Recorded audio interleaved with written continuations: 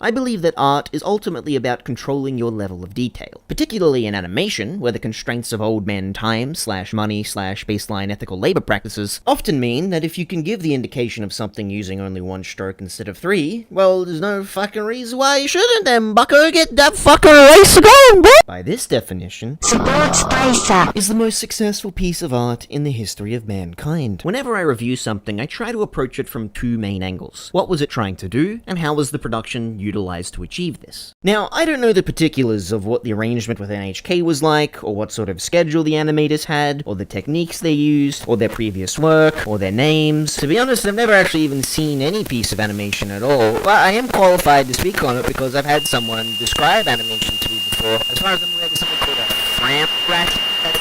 But being an animator myself, which I just want to clarify that this doesn't make my opinion any more valid or invalid than anyone else's. It doesn't give me some innate automatic credibility just because I draw some shitty images, so the ability to create and the ability to criticize aren't synonymous, and anyone who claims otherwise is a piece of shit and I'll within. I have a particular appreciation for when I watch something and think, hey, I know how I could have done this. Fuck that. Everything about its production is perfectly suited to its style. The rough line art on pure white backgrounds emulates the feeling of calligraphy or a child's comic book. The boiling lines allows it to keep feeling alive even when no one is moving at all, allowing the under-exaggerated humor to be as deadpan as it is. The simplicity means that these more dynamic shots could be drawn relatively easily. Look at that!